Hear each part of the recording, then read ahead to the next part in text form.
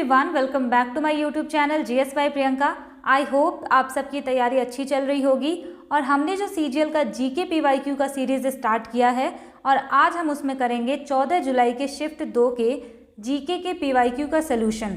और इस बार हम नए तरीके से कर रहे हैं। जितने भी पुराने करंट अफेयर्स के क्वेश्चन थे मैंने उसको रिप्लेस कर दिया है नए वाले करंट अफेयर्स से। और लास्ट में भी 5 क्वेश्चन मैंने करंट अफेयर्स का रखा है ताकि आपका करंट अफेयर्स भी ऐसे ही तैयार होता चला जाए इसी वीडियो के माध्यम से।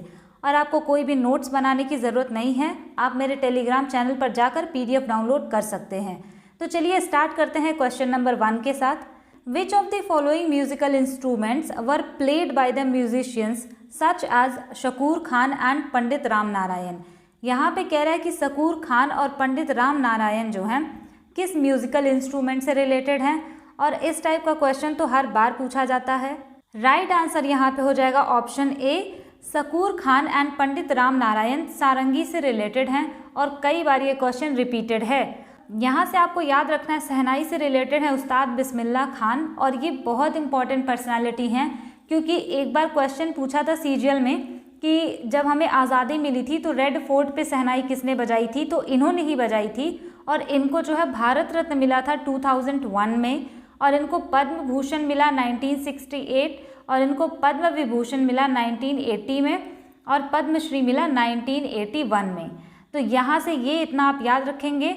और अगर आप ये भूल जाते हैं तब भी कोई दिक्कत नहीं है, लेकिन भारत रत्न वाला मत भूलिएगा क्योंकि ये बहुत इंपॉर्टेंट है और डायरेक्ट क्वेश्चन पूछा हुआ है कि बिस्मिल्लाह खान को भारत रत्न कब मिला, तो 2001।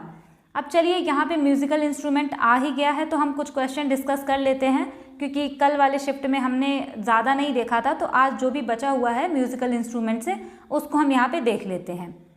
यहाँ से आपको याद रखना है ना, अन्नपूर्णा देवी। अन्नपूर्णा देवी जो हैं ये सुरबहार एक इंस्ट्रूमेंट होता है उससे रिलेटेड हैं, और ये एक ही पर्सनैलिटी है जो इससे रिलेटेड है, इसलिए ये काफ़ी ज़्यादा इम्पॉर्टेंट हो जाता है। N राजम जो है ये तमिलनाडु के थे और ये वायलिन से रिलेटेड हैं।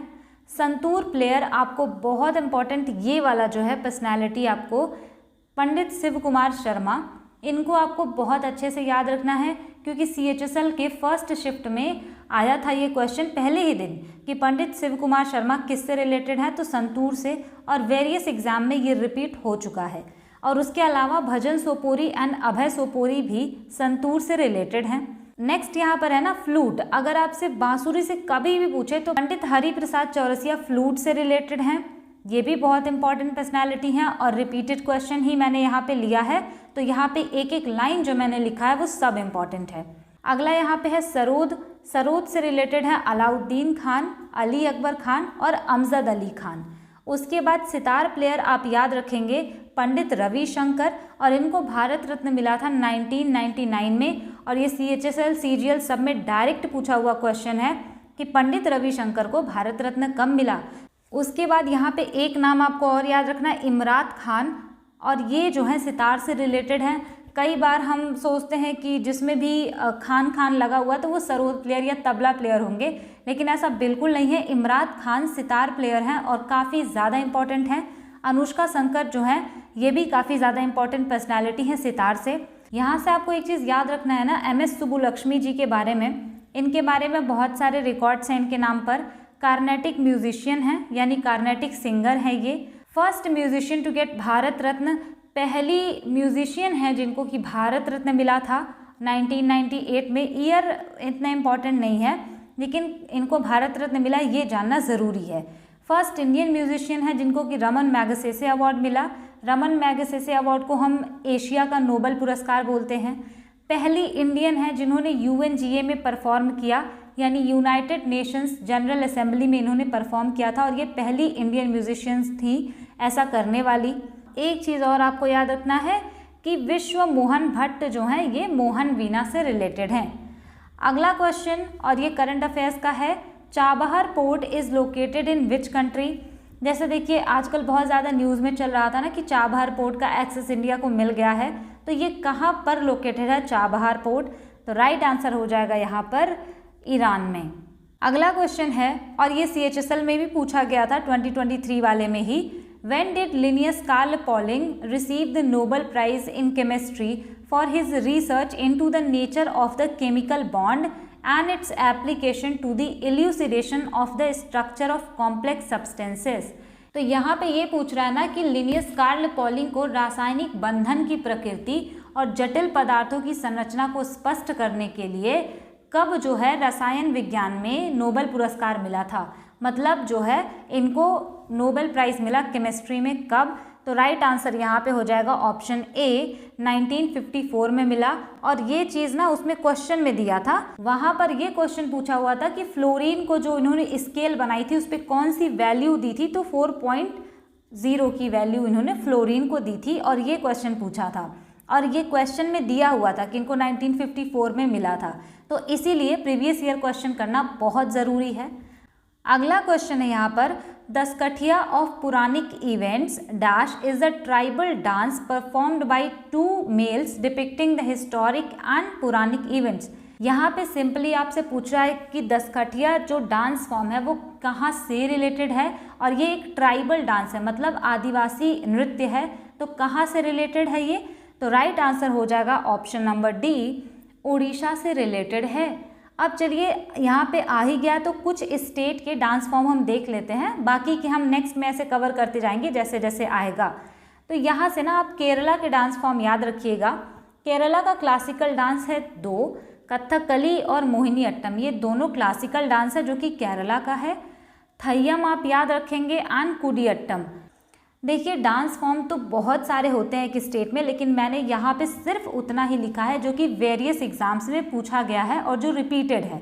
तो यहाँ देखिए कर्नाटका से ना very very important Dollu Kunitha, Veeragase, Kamsale and Kolata, बहुत इंपॉर्टेंट है।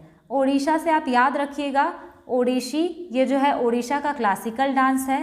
छऊ, गोतीपुआ, दाल खाई, दंड नाचा एंड चैती घोड़ा, ये ओडिशा के डांस फॉर्म्स हैं, आपको याद रखना है।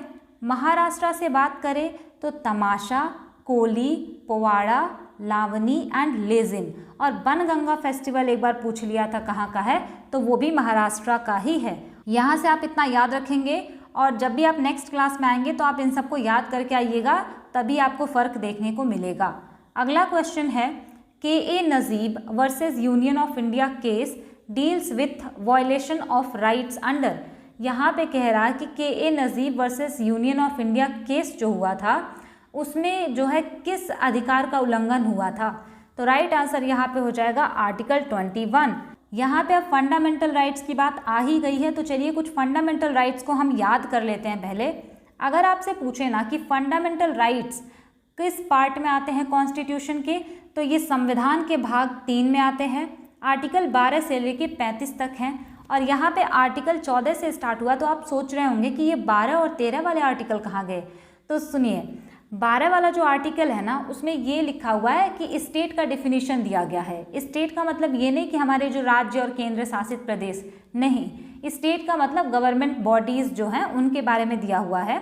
और आर्टिकल 13 में ये लिखा गया है ना कि कोई भी नियम कानून अगर हमारे मौलिक अधिकारों का हनन करते हैं, यानी हमारे फंडामेंटल राइट्स को वायलेट करते हैं, तो उस कानून को जो है नल एंड वॉयड डिक्लेयर कर दिया जाएगा सुप्रीम कोर्ट के द्वारा। तो वो लिखा है आर्टिकल 13 में। लेकिन बेसिकली हम यहाँ फंडामेंटल राइट्स पढ़ रहे हैं, तो हम पढ़ेंगे आर्टिकल 14 से। तो हमारे 6 फंडामेंटल राइट्स हैं। पहला है हमारा राइट टू इक्वालिटी, यानी कि समानता का अधिकार, जो कि आर्टिकल 14 से लेकर आर्टिकल 18 तक में है। दूसरा आर्टिकल है हमारा राइट टू फ्रीडम, यानी स्वतंत्रता का अधिकार, जो कि आर्टिकल 19 से लेकर के 22 तक आता है। तीसरा आर्टिकल है राइट अगेंस्ट एक्सप्लॉयटेशन, शोषण के विरुद्ध अधिकार, जो कि आर्टिकल 23 और 24 में आता है। और चौथा हमारा राइट है right to freedom of religion, यानी धार्मिक विचारों की स्वतंत्रता, और ये आता है आर्टिकल 25 से लेकर 28 तक। पांचवा हमारा फंडामेंटल राइट्स है कल्चरल एंड एजुकेशनल राइट्स। छठा राइट है राइट टू कॉन्स्टिट्यूशनल रेमेडीज़, जो कि आर्टिकल 32 है केवल। और इस आर्टिकल को हार्ट एंड सोल बोला था इंडियन कॉन्स्टिट्यूशन का बी आर अम्बेडकर जी ने। और ये जो आर्टिकल 32 है ना, कॉन्स्टिट्यूशनल रेमेडीज़ का मतलब कि अगर आपका फंडामेंटल राइट्स यानी कि मौलिक अधिकारों का हनन हो रहा है, तो आप कोर्ट में जा सकते हैं। तो यही सारी चीज़ दी हुई है आर्टिकल 32 में, और इसी के द्वारा जो रिट्स वगैरह जारी किया जाता है ना कोर्ट के द्वारा, तो वो इसी के थ्रू जारी किया जाता है। तो ये हम किसी और वीडियो में डील करेंगे। सबसे पहले हम देखेंगे यहाँ पर राइट टू इक्वालिटी। तो आर्टिकल 14 से 18 तक है। आपको ना ये ब्रैकेट याद होना चाहिए कि कहाँ से कहाँ तक है, क्योंकि अगर मान लीजिए कभी ऑप्शन आता है तो आप उसको एलिमिनेट कर पाएंगे आराम से। तो आर्टिकल 14 से 18 राइट टू इक्वालिटी। आर्टिकल 14 में लिखा है equality before law and equal protection of laws, यानी कि कानून के समक्ष सबको जो है समानता मिलेगी। यानी ऐसा नहीं है कि कोई अमीर है तो उसके लिए कानून अलग और गरीब है तो उसके लिए कानून अलग, सब कानून की नज़र में समान है, और ऐसा लिखा गया है आर्टिकल 14 में। अब उसके बाद है आर्टिकल 15।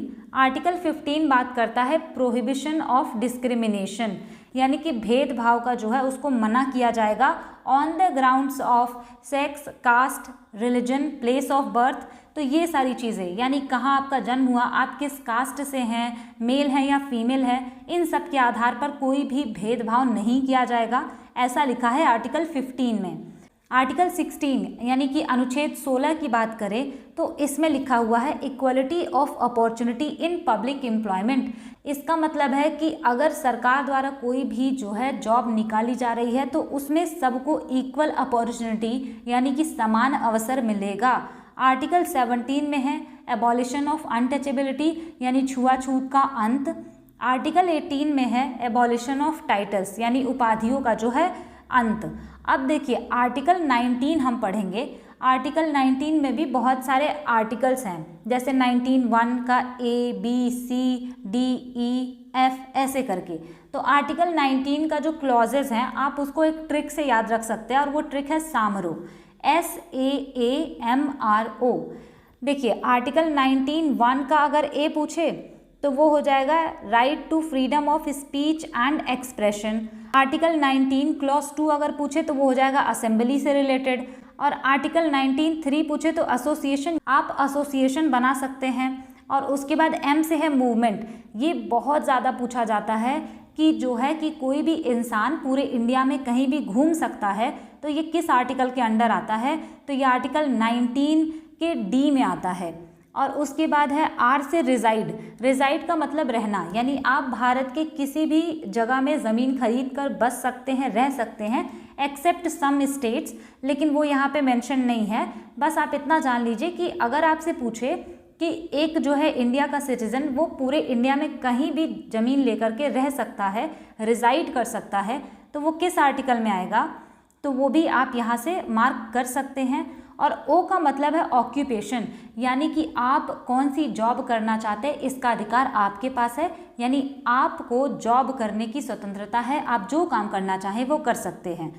अब देखिए आर्टिकल 19(1) सब क्लॉज F जो था उसमें था राइट टू प्रॉपर्टी यानी संपत्ति का अधिकार, लेकिन इसको पूरी तरीके से हटा दिया गया 44th कॉन्स्टिट्यूशनल अमेंडमेंट एक्ट 1978 यानी कि 44वें संविधान संशोधन 1978 के द्वारा इसको हटा करके अब इसको आर्टिकल 301A में जगह दे दी गई है, जो कि अब लीगल राइट है, एक विधिक अधिकार बनकर रह गया है। अगला है यहाँ पे आर्टिकल 20। इसमें बोला गया है protection in respect of conviction for offences. अगर आपने कोई क्राइम किया है तो उसके रिस्पेक्ट में जो भी आर्टिकल्स हैं, जो भी आपके राइट्स हैं, वो आर्टिकल 20 में हैं। और इसके भी 3 जो है पार्ट हैं। आर्टिकल 20 का A जो है वो बात करता है no ex post facto law. No ex post facto law का मतलब होता है कि मान लीजिए कोई भी चीज़ आपने की और तब वो चीज़ क्राइम नहीं मानी जाती थी, आज के टाइम पे वो करना क्राइम है, तो आपको सज़ा नहीं दी जा सकती, क्योंकि कानून तो अभी बना है और आपने वो चीज़ बहुत पहले की थी। इसको एक सिंपल से एग्जांपल से आप समझिए। मान लीजिए कि 1950 में जो है मर्डर करना कोई क्राइम नहीं था, तो आपने कितने भी मर्डर किए हों और आज अगर मर्डर करना क्राइम है तो वो कानून तो अब बना है ना, 1950 में तो नहीं बना होगा। तो उस केस में आपको ये बोल के सज़ा नहीं दिया जा सकता कि आपने 1950 में इतने सारे मर्डर किए थे, क्योंकि उस टाइम पे उसको क्राइम माना ही नहीं जाता था। तो इसको बोलते हैं no ex post facto law. और यहाँ पे जो मैंने आपको बताया है ये सिर्फ एग्जाम्पल के लिए बताया है, ऐसा बिल्कुल मत समझिएगा कि 1950 में मर्डर क्राइम ही नहीं माना जाता था। इसको मैंने जस्ट फॉर एग्जाम्पल समझाया है। आर्टिकल 20 का बी बोलता है नो डबल जियोपार्डी, यानी कि एक ही गुनाह के लिए आपको एक से ज़्यादा बार सज़ा नहीं दी जा सकती। आर्टिकल 20 का जो सी है वो कहता है नो सेल्फ इंक्रिमिनेशन, यानी आप अपने खिलाफ ही गवाही नहीं दे सकते। अब आर्टिकल 21 सबसे बड़ा जो राइट है ये है right to life and personal liberty, काफ़ी ज़्यादा वास्ट है ये। आर्टिकल 21A में राइट टू एजुकेशन जोड़ा गया कि 6 से 14 साल तक के बच्चों को एजुकेशन देना जो है अनिवार्य है, और ये जोड़ा गया था 81st कॉन्स्टिट्यूशनल अमेंडमेंट एक्ट 2002 में। और ये क्वेश्चन CHSL 2022 में भी पूछा गया है, और देखिए कई सारे एग्जाम में इसको पूछा गया है, बहुत इंपॉर्टेंट है ये। नेक्स्ट है यहाँ पर आर्टिकल 22, इसमें लिखा गया है protection against arrest and detention, यानी किसी इंसान को जिसको अरेस्ट किया गया है उसके भी कुछ राइट्स हैं तो उसको भी प्रोटेक्ट करना है। और आर्टिकल 22 में भी 3 पार्ट हैं। 22 का ए जो है वो कहता है right to be informed of the ground of arrest, यानी अगर आपने किसी को भी अरेस्ट किया है तो उसको क्यों अरेस्ट किया गया है ये उसको बताना ज़रूरी है। आर्टिकल 22 का जो बी है क्लॉज, वो कहता है कि जो भी अरेस्टेड इंडिविजुअल है, यानी जिसको भी अरेस्ट किया गया है, उसको 24 घंटे के अंदर अंदर जुडिशियल मजिस्ट्रेट के पास लाना ज़रूरी है। और आर्टिकल 22 का क्लॉज सी कहता है not to be kept in custody more than the determined period by the judicial magistrate, यानी कि किसी भी पर्सन को आपने जो अरेस्ट किया है ना, उसको आप जितना टाइम पीरियड फिक्स है उससे ज़्यादा टाइम के लिए आप उसको अरेस्ट किए नहीं रह सकते, और अगर मान लीजिए करना भी है तो वो उसके लिए बहुत लंबा सा प्रोसेस होता है। तो ये सारे थे आर्टिकल हमारे, और आगे के आर्टिकल हम दूसरे वीडियो में कवर करेंगे, क्योंकि अभी इसमें करेंगे तो आपको सारी खिचड़ी सी पक जाएगी और फिर कुछ समझ नहीं आएगा। नेक्स्ट क्वेश्चन है यहाँ पे, और ये क्वेश्चन पहले वाले शिफ्ट में मैंने अच्छे से आपको कराया है। Which of the following is the red algae? Red algae किसको बोलते हैं? तो रोडोफाइके को। देखिए फाइके का मतलब ही होता है एल्गे और रोडो मतलब रेड। क्लोरोफाइके किसको बोलते हैं? इसको बोलते हैं ग्रीन एल्गे। और ये जो है फेयोफाइके, इसको बोलते हैं ब्राउन एल्गे। अगला क्वेश्चन है what will be the atomic number of an element x which is placed in the period 2 and group 17। अब देखिए यहाँ पे ना पीरियोडिक टेबल से ऐसे ही क्वेश्चन बनते हैं। कह रहा है कि एक कोई एलिमेंट है जिसका कि हमने अभी नाम दिया है एक्स, और ये दूसरे पीरियड और 17th ग्रुप में है, तो राइट आंसर यहाँ पे हो जाएगा 9। देखिए ग्रुप 7 में जो होते हैं ना हैलोजन गैसेस आती हैं, जैसे कि हमारा फ्लोरीन, ब्रोमीन, क्लोरीन, आयोडीन, ये सारी हैलोजन गैसेस हैं जो कि ग्रुप 17 में आती हैं। तो यहाँ पे जो नाइट्रोजन है तो ये तो हैलोजन नहीं है, ये 15वें ग्रुप में है और इसको पिंक्टोजन बोलते हैं। और ये जो 8 वाला है ना हमारा, ये भी इसमें नहीं आएगा। और ये जो 10th नंबर का है ये होता है हमारा नियॉन, और ये आता है 18th ग्रुप में, यानी कि ये जो है इनर्ट गैस है। तो 17th ग्रुप का पूछा था, और एक ही एलिमेंट यहाँ पे था जो 17th ग्रुप से रिलेटेड है, और वो है 9, और ये जो है हमारा फ्लोरीन है। और ये 10 वाला जो है ये नियॉन है, जो कि इनर्ट गैसेस हैं, 18th ग्रुप से बिलोंग करता है। अगला क्वेश्चन है, और ये मैंने करंट अफेयर से रिप्लेस किया है। Which country overtook US as India's largest trading partner in financial year 24? वित्तीय वर्ष 2024 में भारत का सबसे बड़ा जो व्यापार का जो पार्टनर है वो कौन है? तो राइट आंसर यहाँ पे हो जाएगा ऑप्शन सी, चाइना। चाइना से इतने टेंशन्स चल रहे हैं हमारे, फिर भी ये इंडिया का लार्जेस्ट ट्रेडिंग पार्टनर है, और इनके साथ हमारा ट्रेड डेफिसिट बहुत ज़्यादा है, मतलब हम इनको सामान बेचते कम खरीदते ज़्यादा है। अगला क्वेश्चन है Fisher's quantity theory is explained by his famous equation given as. यहाँ पे फिशर की मात्रा सिद्धांत का समीकरण पूछा है, तो राइट आंसर यहाँ पे हो जाएगा mv बराबर pt। बहुत ध्यान से देखना है। और देखिए ये जो होता है ना, फिशर ने दिया था कॉन्सेप्ट ऑफ मनी इल्यूजन, उसी को बोलते हैं mv बराबर pt। Concept of money illusion क्या होता है, इसको एक एग्जाम्पल से समझते हैं। इनका कहना ये था कि मान लीजिए कोई इंसान आज के दिन में 100 रुपये कमा रहा है, ठीक, और उससे वो 10-10 रुपये के 10 सामान खरीद पा रहा है ना। 10 रुपये का सामान है और उसके पास 100 रुपये है, तो 10 सामान खरीद पाएगा ना। लेकिन क्या होगा अगर इसकी सैलरी मान लो बढ़ गई, ये बहुत खुश हुआ कि अब तो हम ज़्यादा सामान खरीद पाएंगे। लेकिन ऐसा नहीं होता, क्योंकि मान लीजिए जो सामान आज 10 रुपये का मिल रहा था वही सामान आज इसको मान लीजिए 40 रुपये का मिल रहा है, तो आज ये 200 रुपये में कितने सामान खरीद पाएंगे? केवल 5 सामान खरीद पाएंगे। इसका मतलब ये है ना कि पहले अगर कोई इंसान 100 रुपये कमा रहा था फिर भी वो 10 सामान खरीद ले रहा था, क्योंकि सामान की जो कीमत थी वो कम थी। लेकिन सैलरी बढ़ने के बावजूद भी हमें लगा कि हम ज़्यादा सामान खरीद पाएंगे, लेकिन खरीद पाए उससे भी कम। क्यों? क्योंकि जो है प्राइसेस बढ़ गए, इन्फ्लेशन बढ़ गया। तो इसी को इन्होंने बोला कॉन्सेप्ट ऑफ मनी इल्यूजन, कि पैसे हमें बढ़े हुए दिखाई तो देते हैं लेकिन असल में ऐसा होता नहीं है। अगला क्वेश्चन है, before the rise of the modern industrial system Indian export consisted chiefly of manufactures like. यहाँ पे कह रहा है कि आधुनिक औद्योगिक प्रणाली के उदय से पहले भारतीय निर्यात में मुख्य रूप से डैश जैसे विनिर्माण शामिल थे।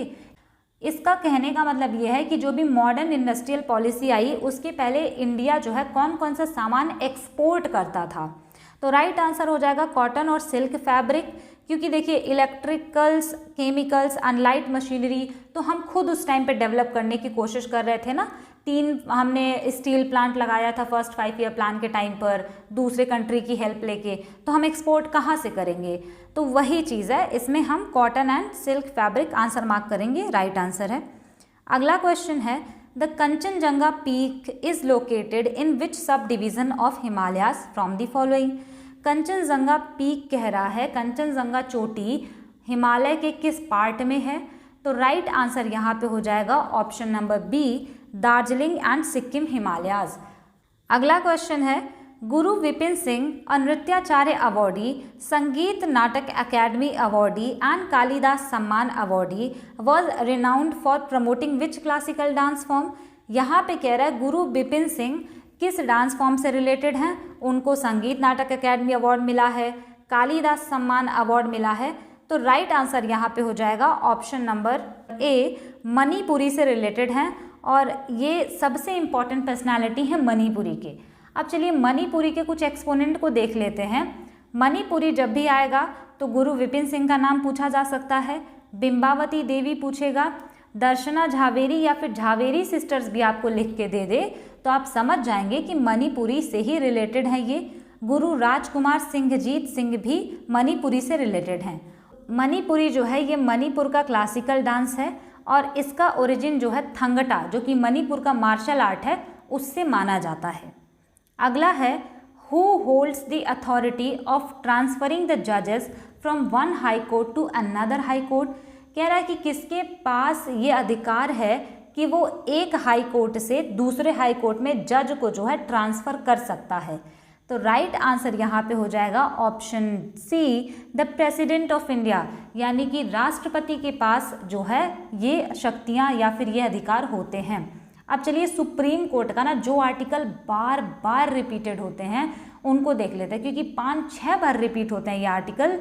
सुप्रीम कोर्ट का पूछेगा आर्टिकल कौन सा है, आर्टिकल 124। अगर पूछे कि ऐसा किस आर्टिकल में लिखा है कि जो भी कानून सुप्रीम कोर्ट बनाएगी या जो भी फैसला सुप्रीम कोर्ट लेगी वो इंडिया के सारे कोर्ट पर लागू होगा, तो ऐसा लिखा है आर्टिकल 141 में। तो यहाँ पे देखिए ये जो है ना बाइंडिंग होता है इनका लॉ, तो आप समझ लीजिए कि 1 और 1 से जो बाइंड है 4, तो 141। और ये भी पूछा जाता है कि एडवाइजरी ज्यूरिसडिक्शन जो होता है, सलाहकारी क्षेत्राधिकार जो आता है सुप्रीम कोर्ट का, वो आर्टिकल 143 में आता है। कई बार क्या होता है कि राष्ट्रपति को कुछ सुझाव लेने होते हैं अगर, तो वो सुप्रीम कोर्ट के पास जाते हैं, तो उसी को बोलते हैं एडवाइजरी ज्यूरिसडिक्शन, जो कि आर्टिकल 143 में आता है। और अगला है ओरिजिनल ज्यूरिसडिक्शन, मूल क्षेत्राधिकार जो सुप्रीम कोर्ट का आता है वो आर्टिकल 131 में आता है। मूल क्षेत्राधिकार का मतलब कि जो केवल और केवल सुप्रीम कोर्ट ही डील कर सकता है। जैसे कि मान लीजिए अगर प्रधानमंत्री के चुनाव से रिलेटेड कोई मुद्दा है, या फिर राष्ट्रपति के चुनाव में कुछ धांधली हो गई, या फिर कोई बड़े लेवल पे जो कुछ भी होता है, तो उसको केवल और केवल सुप्रीम कोर्ट ही डील करती है। मान लीजिए अगर प्रेसिडेंट के इलेक्शन में कोई गड़बड़ी हो गई तो उसको हाई कोर्ट नहीं डील करेगा, केवल सुप्रीम कोर्ट ही डील करेगा और ये होता है इनका ओरिजिनल ज्यूरिसडिक्शन, जो कि कई बार पूछा गया है कि ओरिजिनल ज्यूरिसडिक्शन किस आर्टिकल में आएगा, तो आर्टिकल 131 में आएगा।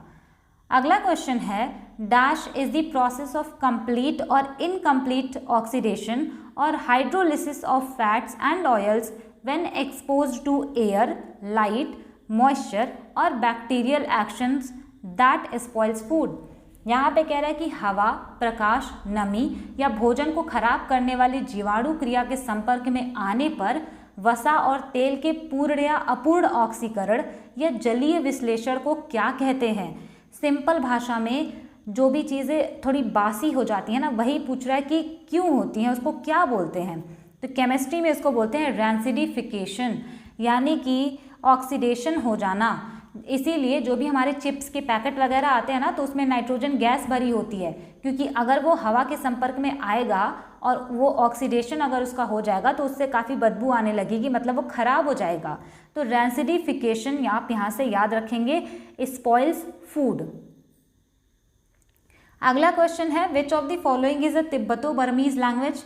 तो कुछ अनएक्सपेक्टेड क्वेश्चन भी आ जाते हैं, तो वो आप प्रीवियस ईयर क्वेश्चंस से ही कवर कर सकते हैं।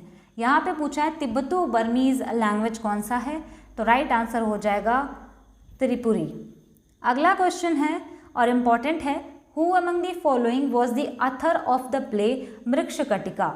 मृक्षकटिका जो है नाटक किसने लिखा है, ये पूछ रहा है। तो राइट आंसर हो जाएगा यहाँ पर ऑप्शन सी, शूद्रक ने लिखा है। इसका मतलब होता है मृक्षकटिका का the little clay art, the little clay art. और यहाँ से आपको याद रखना है अभिज्ञान शाकुंतलम, विक्रमोर्वशीयम, मालविकाग्निमित्र, कुमार संभव और मेघदूत जो है ये कालिदास जी ने लिखा है। इनको शेक्सपियर ऑफ इंडिया के नाम से जानते हैं। अगला यहाँ पे है अष्टाध्यायी, तो अष्टाध्यायी बुक पाणिनि ने लिखा है और ये जो है संस्कृत ग्रामर की सबसे पहली बुक मानी जाती है। अगला है अमुक्तमाल्यद, इसको लिखा था कृष्णदेव राय ने, जो कि विजयनगर एम्पायर के तुलुव डायनेस्टी से बिलोंग करते थे। कृष्णदेव राय बहुत अच्छे किंग थे ये, इन्होंने लिखा था। और पूछा हुआ क्वेश्चन है कि किस भाषा में लिखा था, तो तेलुगु लैंग्वेज में। और ये भी पूछा गया कि किस सब्जेक्ट पे लिखा था, तो स्टेट क्राफ्ट में, यानी राज्य का प्रशासन वगैरह कैसे देखा जाए उस सब्जेक्ट पे इन्होंने ये बुक लिखी थी। तो ये इतनी बुक काफ़ी इंपॉर्टेंट है और आगे जैसे जैसे क्वेश्चन आता जाएगा तो हम उसको भी देखते जाएंगे। अगला क्वेश्चन है select the false statement from the given option. गलत स्टेटमेंट चुनना है। एग्जाम में ना ये हमें ध्यान नहीं आता है कि गलत वाला चुनना है कि सही वाला, तो बहुत ध्यान से क्वेश्चन को आप पढ़िएगा। यहाँ पे क्वेश्चन बहुत बड़े बड़े हैं, बट बिलीव मी आंसर बहुत सिंपल है। यहाँ पे पहले आप ना सही वाला देखिए कौन कौन सा सही है। ऑप्शन ए जो है, आप लोगों में से बहुत सारे लोगों ने जो है अभी इसको नहीं पढ़ा होगा, तो उसको छोड़िए, बी से आप पढ़ना स्टार्ट करिए। बी वाले में लिखा है the sedimentary rocks are formed by the deposition and subsequent cementation of the material within bodies of water at the surface of the earth. Sedimentary rocks, जिसको कि तलछटी चट्टान कहते हैं, ये जो है डिपोजिशन और सब्सिक्वेंट सीमेंटेशन से बनती है सेडिमेंट्री रॉक। तो ये तो ठीक है, बिल्कुल सही है ये, क्योंकि जो भी हमारी सेडिमेंट्री रॉक होती है लेयर्स वाली, वो डिपोजिशन से ही बनती है। थर्ड वाला यहाँ पे कह रहा है metamorphic rocks may be formed simply by deep beneath the earth surface subjected to high temperature and the great pressure of the rock layers above it. Metamorphic rock यहाँ पे कह रहा है ये तब बनती है ना जब बहुत ज़्यादा प्रेशर, टेम्परेचर ज़्यादा हो जाता है ना धरती के अंदर, तब ये बनती है। तो इसमें आपको कीवर्ड याद रखना, deep beneath the earth surface और हाई टेम्परेचर की वजह से बनती है। ये स्टेटमेंट भी सही है। फोर्थ ऑप्शन कह रहा है कि igneous rock is formed through the cooling and solidification of magma और लावा। कह रहा है कि जो इग्नियस रॉक होती है, वो जब लावा जो निकलता है ना वॉल्केनो से, वो ठंडा होता है और धीरे धीरे जम जाता है, सॉलिड हो जाता है, तो उससे बनता है। तो ये भी राइट है। तो गलत कौन सा हुआ ये, यानी कि ऑप्शन नंबर ए जो है हमारा आंसर हो जाएगा, क्योंकि इसमें रॉन्ग वाला पूछा था ना, तो ऑप्शन ए हो जाएगा आंसर। ये रॉन्ग है। बैकाल रॉक भी जो है ना, वो भी cooling and solidification of magma से ही बनता है, लेकिन इसमें लिखा है कि ये डिजॉल्व मटेरियल से बनता है जो कि प्रेसिपिटेट होता है सोल्यूशन से, तो ये रॉन्ग हो जाएगा। तो जब भी आपको ना समझ आए ना तो आप गलत वाला मत ढूंढिए, आप सही वाला ढूंढिए और जो गलत होगा वो अपने आप आपको पता चल जाएगा। अगला क्वेश्चन है, Pathans in the north west India organise the society of Khudai Khidmatgars popularly known as red shirt under whose leadership. Very important question of modern history.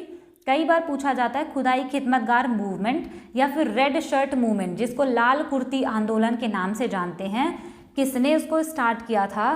तो राइट आंसर यहाँ पे हो जाएगा ऑप्शन सी, खान अब्दुल गफ्फार खान की लीडरशिप में ये हुआ था। और पूछे कब हुआ था?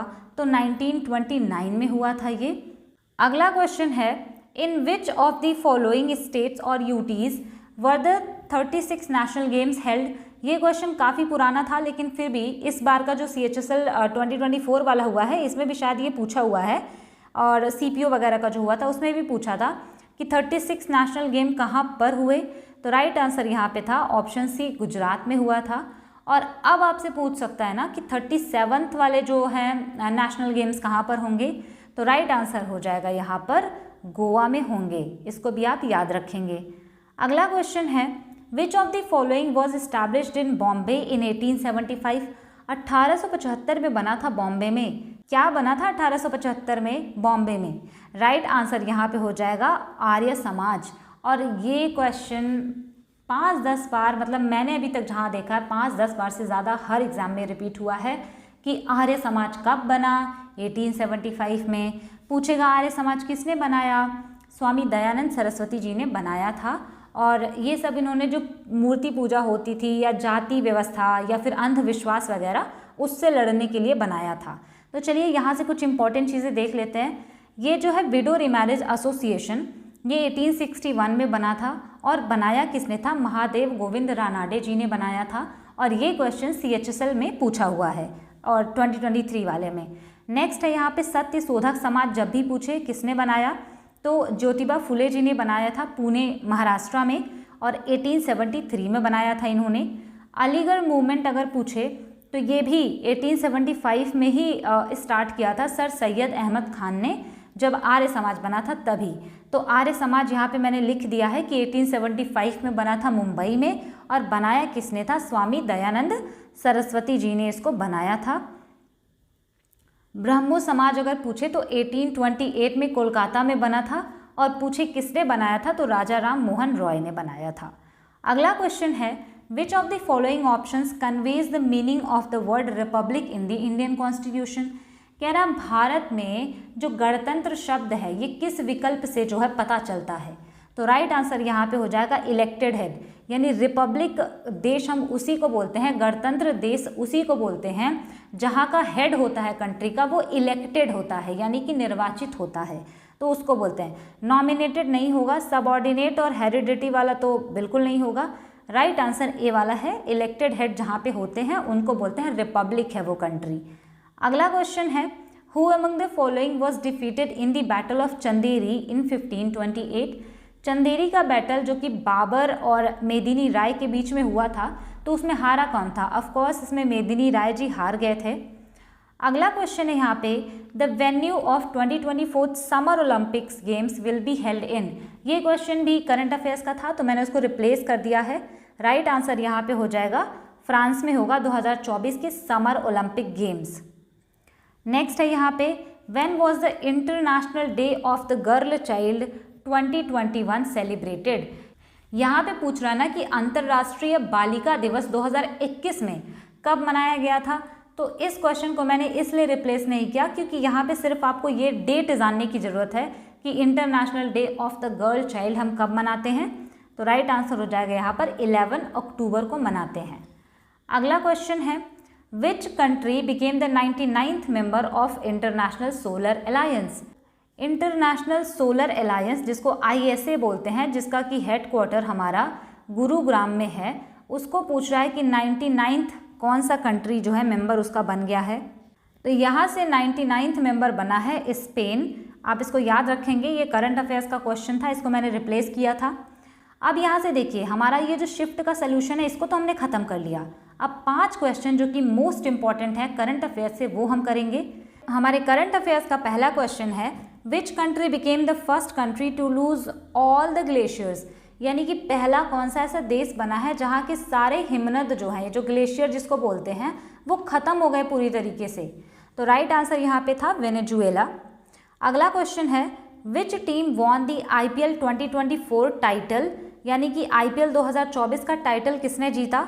तो राइट आंसर यहाँ पे हो जाएगा कोलकाता नाइट राइडर्स ने जीता, और ये तीसरी बार है उन्होंने जब इसको जीता है। और ये भी इम्पॉर्टेंट है कि किसको हराया, इन्होंने हराया सनराइजर्स हैदराबाद को।